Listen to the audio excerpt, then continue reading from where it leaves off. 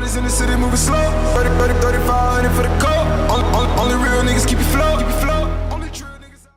So if you've been seeing the trend that's going on, rappers are putting a bunch of songs on their albums, 20, 25. We've seen Cardi B go gold before her album came out. Drake goes platinum before his album even comes out. So way back in the year 2013, Jay-Z released an album called Magna Carta Holy Grail. He sold 1 million copies first day before the album dropped. He sold them to Samsung, and he forced the IRAA to change their rules and start to certify albums platinum on the day of release.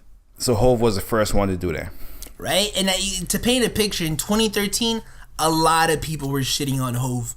Like, streaming services wasn't really a thing. So to think, I believe there was only Spotify was, and I think Pandora. there was Spotify, but it was new, and Pandora, but it wasn't a big deal at all. Yeah. So like to Hov to go straight, him going platinum off of and the album not even being out or dropping within a minute, it already being platinum. People were bashing Hov like, yo, he's washed up. You see what like he has to do to still sell in today. Yeah, people were saying he cheated. Those aren't real numbers. Padded the stats basically, right? And mind you, you still had to like go through a whole process to get the album. You had to have a Samsung Galaxy S3, S4, and a Note 2. You had to download the app and then like register, and then the album would be there.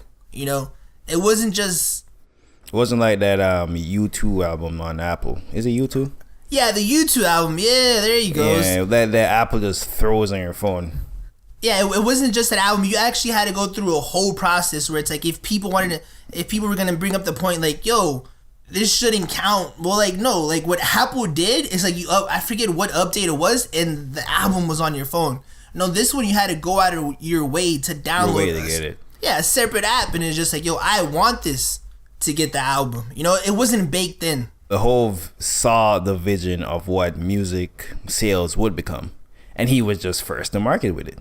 Like he been saw the vision that the fucking album sales are gonna lose their value, numbers would be padded, and he was just the first one to pad them. You know, if you ever wonder, like, well, he went platinum, mind you, like the whole Cardi B thing, Cardi B going gold is just off a single. You know, it's a single that's on the album. So it doesn't really like, what is it? RA you go gold, but like the actual physical sales is two different things. So when people think Cardi B went gold, you automatically think she sold 500,000. No, she sold 240,000. Her album did, because those would came from actual sales that was accumulated from streams. So if you want to say like Hov cheated, like no, Hov's thing was him bringing recognition. Like, yo, look what I'm doing.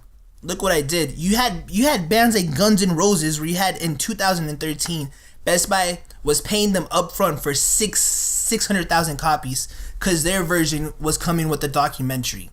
You know, and if those guys actually cared about music, they would have brought up a thing to the RAs like, yo, we need to get certified. We just went gold. But those guys don't care.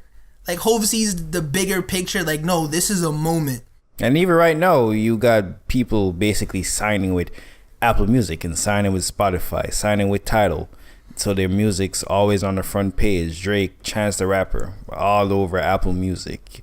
On Spotify, when Drake's Scorpion album released, his face was on every playlist, every single playlist, even playlists that his songs weren't in. His face was on it promoting the playlist. They promoted the shit out of him. That's like, is that not cheating? Like most people just click on the playlist and play every song off a playlist. That's literally padding your stats. Like that is in no way better than what Hov did. You're selling it to Samsung. That's the same thing, right? Yeah. So like again, Hov went through that, so you wouldn't have to go through that, man. So shout out to Magna Carta, man. Like 5 years later, like the influence, like maybe the music's not timeless. There is a couple of timeless records. It is. The album is better than what most people would think it is. But it's not Hov's best heard album. In 2030, it's not his best album. It's very underrated.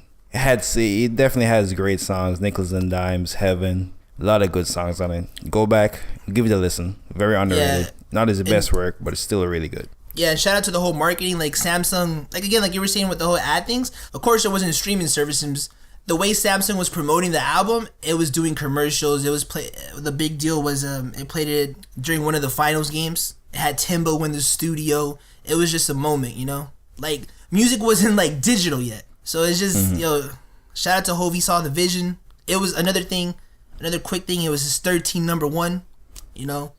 A lot of people say 13's like a unlucky number. That man made his own luck. Yeah, he made his own luck. His 13 number one with Magna Carta, man. So shout out to Hov. I'm coming for the Beatles, man. Shout out to Hov.